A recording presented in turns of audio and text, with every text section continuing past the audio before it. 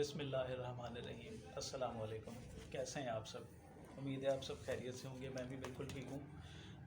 ये मेरी पहली वीडियो है, तो इसमें मैं आज आपको मालूमात दूंगा तुर्की का विज़िट वीज़ा कैसे लेते हैं। पिछले दिनों जब कोरोना वायरस की वजह से छुट्टियां थी दफ्तर की तरफ से, तो घर पे फ्री बैठा हुआ था, तो मैंने कुछ नेट पे सर्च करना शुरू किया। तो मुझे चूँकि तारीख़ से थोड़ा सा लगाव था, और ख़ास तौर पे सल्तनत उस्मानिया के हवाले से, तो मुझे किसी दोस्त ने बताया कि जी अर्थरोल ड्रामा जो है ना, वो उस तारीख़ के ऊपर बना हुआ है जो तुर्की की है, सल्तनत उस्मानिया की है। मैंने वो ड्रामा देखा तो मुझे बहुत अच्छा लगा, और उसके बाद फिर मैंने जब वो मुकम्मल देख लिया तो फिर मैंने ढूंढना शुरू कर दिया। तो एक सुल्तान अब्दुल हमीद जो सुल्तान थे सल्तनत उस्मानिया के, उनके ऊपर था, तो वो भी देखा, बहुत अच्छा लगा। तो मतलब मैं कह सकते हैं कि इन ड्रामों को देखते हुए, तारीख़ को देखते हुए, मुझे शौक़ पैदा हुआ कि मैं तुर्की जाके देखूं ख़ुद अपनी आँखों से। तो बहुत ज़्यादा क्रेज़ हुआ ड्रामे देखने के बाद। तो मैंने चूँकि इससे पहले पाकिस्तान से बाहर कहीं सफ़र नहीं किया था, तो मुझे कुछ मालूमात चाहिए थी कि तुर्की कैसे जाते हैं, वीज़ा कैसे लगता है। तो मैंने कुछ दोस्तों से रब्ता किया, उनसे मालूमात की, कुछ ट्रैवल एजेंट से रब्ता किया। तो भाई ट्रैवल एजेंट से बात करने के बाद मैं एक दफ़ा फिर सोच लिया कि जी नहीं जाना, क्योंकि उन्होंने मुझे इतने मुश्किल चीज़ें बताई, और कहा कि जी जो है, किसी ने कहा 2 लाख में वीज़ा लगेगा, किसी ने कहा 3 लाख में लगेगा। अब मैं तुर्की जाना चाह रहा था, वहाँ वो सारी चीज़ें, वो इस्लामिक हिस्ट्री, वो कल्चर, उनका रहन सहन, वो सारी चीज़ें देखना चाह रहा था, सहाबा इकराम के मज़ारात और वहाँ की मस्जिदें। अब बहुत ज़्यादा वो था, लेकिन जब मालूमात ली तो थोड़ा सा मैं डिसहार्ड हुआ। मैंने कहा नहीं। फिर मैंने सोचा कि मैं ख़ुद कुछ मालूमात लूँ, मैं ख़ुद से भी तो कर सकता हूँ। तो उसके लिए फिर मैं कुछ चीज़ें, मतलब मालूमात हासिल की। तो फिर मैंने एक दिन जेरी और अनातोलिया फ़ोन किया। मैंने उनसे पूछा कि मैं तुर्की वीज़ा अप्लाई करना चाह रहा हूँ, और मैंने इससे पहले कहीं सफ़र नहीं किया, तो क्या मुझे वीज़ा मिल सकता है? तो उन्होंने कहा कि जी ये चीज़ें हैं, ये आप पूरी कर दें तो वीज़ा मिल जाएगा। जबकि एजेंट्स यही कह रहे थे कि जी आपका फ़्रेश पासपोर्ट है, अपने पहले कहीं वीज़ा नहीं लगा हुआ, आप कहीं नहीं गए, तो इसलिए आप इतने पैसे दे दें तो हम वीज़ा लगवा देंगे, वरना नहीं लगेगा। और फिर कुछ ट्रैवल एजेंट्स थे, उन्होंने कहा कि जी हमारे कुछ ग्रुप्स जा रहे हैं, आप अपना पासपोर्ट दे दें, हम आपको वीज़ा लगवा देते हैं, तो आप उन ग्रुप्स के साथ चले जाएँ। तो एक तो वो उसमें भी काफ़ी ज़्यादा चार्जेस बता रहे थे, और भी सीधी सी बात है, मैं जो प्लान कर रहा था, मेरा ये था कि मैं अपने तौर पे जाऊँ, मैं अपनी मर्ज़ी से घूमूँ, मैं जितनी देर जहाँ मर्ज़ी घूमना चाहूँ, जो शहर देखना चाहूँ, जो इलाके देखना चाहूँ, मैं अपनी मर्ज़ी से जाऊँ। ग्रुप्स के साथ जाता हूँ तो फिर तो मैं बाउंड हो जाऊँगा, जहाँ वो लेके जाएंगे वहाँ जाएंगे। तो मैंने कुछ मालूमात ली, और उसके बाद मैंने कोशिश की कि मैं ख़ुद अपनी फ़ाइल तैयार करूँ और मैं वीज़ा लगवाऊँ। तो इस वक्त मेरी फ़ाइल तैयार है, कल मैंने जाना है फ़ाइल जमा कराने। तो मैंने कुछ मालूमात नेट से देखी, काफ़ी सारी चीज़ें देखी, उसमें से मुझे कहीं पे मुश्किल होती थी, क्योंकि बहुत सारी मालूमात है नेट के ऊपर, बहुत सारे लोगों ने बड़ा अच्छा गाइड किया है, लेकिन मुझे जो मुश्किल थी वो ये थी कि जो नया बंदा है, जो पहली दफ़ा कहीं जाना चाह रहा है और पहली दफ़ा वीज़ा लगवाना चाह रहा है ना, उसके हवाले से उतना अच्छा गाइड नहीं किया गया था, क्योंकि मैं खुद स्टक हो जाता था चीज़ें देख के, फिर मुझे परेशानी होती थी। तो मैंने, चूँकि मैं ये जितनी भी मालूमात आपके साथ शेयर कर रहा हूँ, जितनी चीज़ें आपको बता रहा हूँ, ये वो हैं जिनसे मैं गुज़रा हूँ, मैंने खुद की हैं, इसलिए मैं आपको बता रहा हूँ। तो जहाँ मुझे लग रहा था कि मेरे लिए ये चीज़ नई, ये मुश्किल है, तो मैंने कहा मैं वो भी शेयर कर दूँ। बहुत सारे मेरे जैसे बहन भाई, बहुत सारे दोस्त अहबाब ऐसे होंगे जो तुर्की जाना चाह रहे होंगे, लेकिन उनको ये मालूमात नहीं है, या इसी तरह की चीज़ें हैं जिनकी वजह से वो नहीं कर रहे।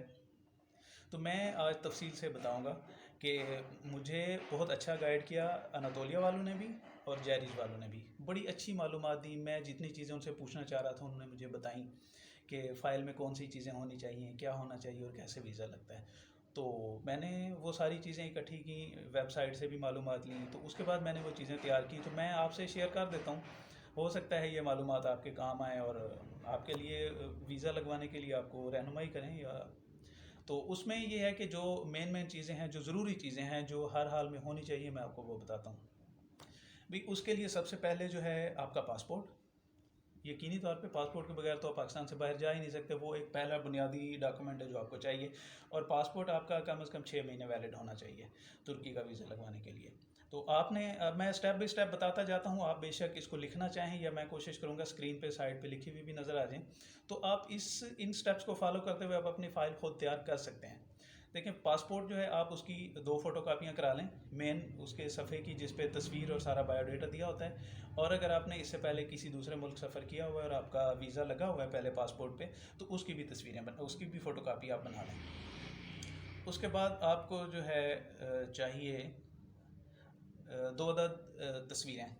तस्वीरें जो हैं वो 5 बाई 5 सेंटीमीटर की होनी चाहिए। फ़्रेश तस्वीरें बनवाएं, पुरानी ना हों।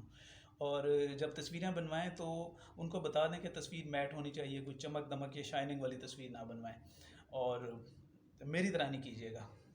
मैंने पहले फ़ोटो बनवा लिए थे अपने गली मोहल्ले में जो है एक फ़ोटोग्राफ़र, उससे तो भाई तजर्बा अच्छा नहीं रहा, तो इसलिए मैं आपको बता रहा हूँ कि आप जो है किसी अच्छे प्रोफेशनल फ़ोटोग्राफ़र के पास जाएं, उससे तस्वीरें बनवाएं।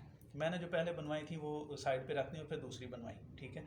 उनको बताएं कि 5 बाई 5 सेंटीमीटर की तस्वीरें तुर्की वीज़ा की जो रिक्वायरमेंट है उसके लिए अब चाहिए होंगी, ठीक है। वो आप उसके बाद फिर आपको चाहिए ट्रैवल हेल्थ इंश्योरेंस। ये आप किसी ट्रैवल एजेंट से बनवा सकते हैं और जेरी या अनातोलिया वाले भी बना के दे रहे हैं। ये बेसिकली होती है 30,000 यूरो तक की कवरेज, ठीक है।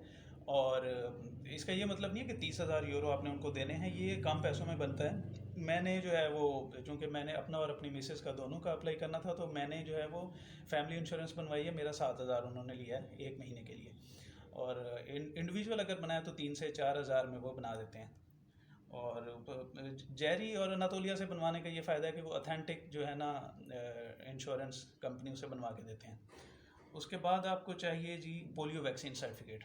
ये जो है ये आप ख़ुद बनवा सकते हैं, फ्री बनता है। आप सिविल हॉस्पिटल या डिस्ट्रिक्ट हेडकोार्टर हॉस्पिटल में जाएं तो वहाँ पे एक काउंटर बना होता है पोलियो वालों का। आप अपने जो है ना जाने से पहले आप अपने शनाख्ती कार्ड की फ़ोटोकापी और पासपोर्ट की फ़ोटोकापी साथ ले जाएं। उनको कहें कि आपने मुझे पोलियो वैक्सीन सर्टिफिकेट चाहिए, वो आपको उसी वक्त 2 ड्राफ्ट पिलाएंगे और आपको सर्टिफिकेट बना के दे देंगे। बहुत आसान है, कोई इसके चार्जेस भी नहीं है, ये फ्री होता है। उसके बाद आपको चाहिए फ़्लाइट रिज़र्वेशन। देखिए ये सिर्फ बुकिंग चाहिए, कंफर्म टिकट नहीं चाहिए। ये एम्बेसी की वेबसाइट के ऊपर लिखा हुआ है कि आप कंफर्म बुकिंग ना करवाएं, सिर्फ रिज़र्वेशन करा लें, सिर्फ बुकिंग करवा लें और वो आपकी उसका एक प्रिंट ले लें और आपकी फ़ाइल के साथ लगेगा। उसके बाद आपको चाहिए होटल रिज़र्वेशन। तो ये भी सिर्फ रिज़र्वेशन है, कंफर्म बुकिंग नहीं है। मतलब ये नहीं है कि आप पहले से उनको पैसे दे दें कि मैंने इतने दिन के लिए स्टे करना है और ये उसकी पेमेंट है, नहीं, आप सिर्फ बुक करवा लें। ये कोई जो ट्रैवल एजेंट हैं, जो अच्छे ट्रैवल एजेंट हैं, वो फ्री में बना देते हैं, फ़्लाइट रिज़र्वेशन भी और होटल बुकिंग भी। और ये आप ख़ुद भी कर सकते हैं, आजकल तो मोबाइल में सारी एप्लीकेशनें होती हैं। booking.com से भी बनवा सकते हैं, बुकिंग करा सकते हैं। और agoda.com से भी आप करवा सकते हैं flight reservation, sorry hotel booking जो है।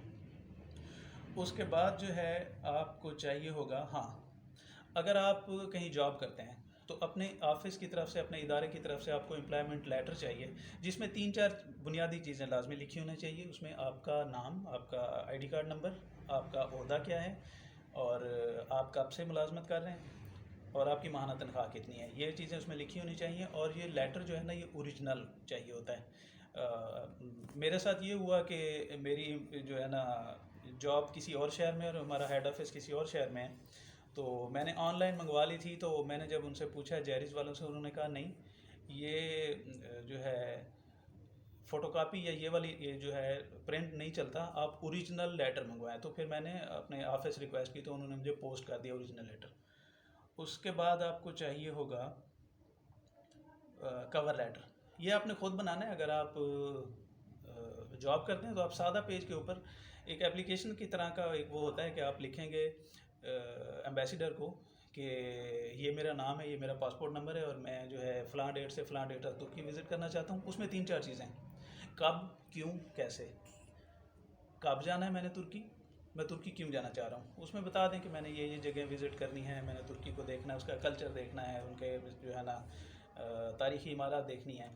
और कैसे जाना है जी, मैंने बाय एयर जाना है। तो ये उस लेटर में लिखा होना चाहिए। और उन दोस्तों के लिए जो कारोबारी हैं, जो अपना कारोबार करते हैं, उनके लिए चाहिए, अगर लेटर हेड बना हुआ है तो वो अपने लेटर हेड के ऊपर ये लेटर बना लेंगे, खुद ही बना लेंगे। उसमें लिख देंगे कि जी मैं, ये मेरा कारोबार है, इतने अरसे से मैं इसको चला रहा हूँ, मैं इसका मालिक हूँ, ये जो भी हूँ, सारी चीज़ें वही पासपोर्ट नंबर डाल देंगे उसमें। तो आप अपने कारोबार का लेटर उसके साथ लगा सकते हैं। और जो स्टूडेंट्स हैं वो अपनी यूनिवर्सिटी या कॉलेज से लेटर लेके लगा सकते हैं, जी मैं स्टूडेंट हूँ और मैं पढ़ता हूँ और मैं तुर्की विज़िट करने जा रहा हूँ, ठीक है। उसके बाद फिर जो है आपको चाहिए होगा अ, हाँ, बैंक अकाउंट स्टेटमेंट। आपका जो अकाउंट स्टेटमेंट है वो बहुत अहम होती है वीज़ा एप्लीकेशन के लिए। आप जो है कम से कम 3 महीने पुराना, कम से कम क्या, तुर्की के लिए ज़रूरी है कि 3 महीने की बैंक स्टेटमेंट दें और साथ account maintenance certificate. Account maintenance certificate आप बैंक मैनेजर को बताएंगे, उनको पता होता है, वो बना देंगे और वो भी उनके लेटर हेड पे होता है और उस पर अपना वो साइन और स्टैम्प कर देते हैं। ठीक है। और उसके बाद जो है दो चीज़ें हैं जिनके लिए मुझे तो खैर मालूमात नहीं मिली थी, लेकिन जेरी और अनातोलिया वालों ने मुझे बताया कि ये लाजमी साथ लगाएं। उसमें है कि पहला है फैमिली रजिस्ट्रेशन सर्टिफिकेट, FRC। चाहे आप फैमिली के साथ जा रहे हैं चाहे आप अकेले जा रहे हैं, FRC लाजमी मांग रहे हैं आप। वो नादरा से मिल जाता है, उसी दिन मिल जाता है, उसकी फ़ीस होती है 100-200 रुपये, वो देंगे तो आपको बना देते हैं। और उसमें यह है कि अगर आप मैरिड हैं तो आप, आपकी वाइफ और आपके बच्चे उसमें फैमिली ट्री में होते हैं, और अगर आप अनमैरिड हैं तो फिर आपके वालिद वालदा, बहन भाई और आपका नाम उसमें दर्ज होता है। और उसके अलावा आपको चाहिए NTN नंबर। हाँ, इसके लिए मैं आपको बताऊं कि ये लाजमी, आजकल तुर्की के कुछ वीज़े मेरे दोस्त, एक दो दोस्तों ने लगवाए थे तो वो उनको एतराज़ आया था, तो वो था NTN नंबर। पहले मुझे पता चला था कि जी कारोबारी हजरात के लिए होता है, एम्प्लॉय जो जॉब करते हैं उनके लिए नहीं होता। तो अभी जो मुझे मालूमात मिली है वो ये है कि लाजमी चाहिए NTN नंबर, चाहे आप टैक्स पे कर रहे हैं या नहीं कर रहे हैं, NTN नंबर आपका जो है ना वो बना होना चाहिए। और मेरा नहीं बना हुआ था, मैंने ख़ुद बनाया ऑनलाइन। 5-7 मिनट लगते हैं। अगर आपको इसमें किसी किस्म की अगर रहनुमाई चाहिए हो तो नीचे लिंक्स में, डिस्क्रिप्शन में मैंने अपना व्हाट्सएप नंबर दिया हुआ है, आप उससे पे रहनुमाई ले सकते हैं। आप कमेंट्स में मुझसे पूछ सकते हैं, मैं आपको गाइड कर सकता हूँ, बहुत आसान है। ये दो चीज़ें जो है ना उसके लिए लाजमी चाहिए। ठीक है। उसके बाद अगर आपने पहले कहीं बैरून मुल्क सफ़र किया हुआ है तो ट्रैवल हिस्ट्री है वो, उसमें आपने बताना है कि किस महीने में, कौन से ईयर में आपने किस मुल्क का विज़िट किया हुआ है। ये चीज़ें थी जो आपको लाजमी चाहिए थी तुर्की के वीज़ा के लिए। और ये सारी चीज़ें जब आप तैयार कर लें तो फिर आपने क्या करना है, आपने एम्बेसी की ऑफिशियल वेबसाइट के ऊपर जाके ऑनलाइन फॉर्म फिल करना है। उसके लिए आप जब फॉर्म फिल करने लगें तो आप अपना पासपोर्ट और तस्वीरें स्कैन करके अपने सिस्टम में रख लें, क्योंकि वो उस फॉर्म के साथ आपने अपलोड करनी होती हैं। और एम्बेसी की जो ऑफिशियल वेबसाइट है उसका भी लिंक मैंने नीचे डिस्क्रिप्शन में दे दिया, वहाँ से भी उसमें जा सकते हैं। ठीक है। और इसके अलावा आपको इस हवाले से किसी भी किस्म की कोई मालूमात चाहिए हो, मेरा व्हाट्सएप नंबर दिया हुआ है, आप उससे भी रब्ता कर सकते हैं। आप कमेंट्स में भी मुझसे पूछ सकते हैं। मैं बगैर किसी लालच के आप लोगों की हर तरह की जितना मैं मदद कर सकता हुआ, जितनी मालूमात दे सकता हुआ मैं दूंगा। और करें कोशिश इंशाल्लाह। और अब मैं, चूँकि जैसा कि मैंने बताया था कि कल मैं फ़ाइल जमा कराने जा रहा हूँ, चीज़ें मैंने मुकम्मल कर ली हैं, बहुत दफ़ा उनको देखा है, चेकलिस्ट मेरी मुकम्मल है। अब मुझे ज़रूरत है आप लोगों की दुआओं की। ठीक है। अपनी दुआओं में मुझे ज़रूर याद रखिएगा, दुआ कीजिएगा मुझे वीज़ा मिल जाए और ये मेरी ख्वाहिश पूरी हो जाए, मैं तुर्की जाके देखूं। और उसके बाद फिर फ़ाइल जमा करा के जब आऊँगा तब बताऊंगा कि मेरे साथ फिर वहाँ क्या हुआ था और वो क्या प्रोसीजर था। मुझे कुछ दोस्तों ने बताया है, लेकिन मैं किसी की बताई हुई मालूमात आपसे नहीं शेयर करूँगा, मैं ख़ुद आपको बताऊँगा कि क्या हुआ था। खुश रहें, दुआओं में याद रखें। अल्लाह हाफ़िज़।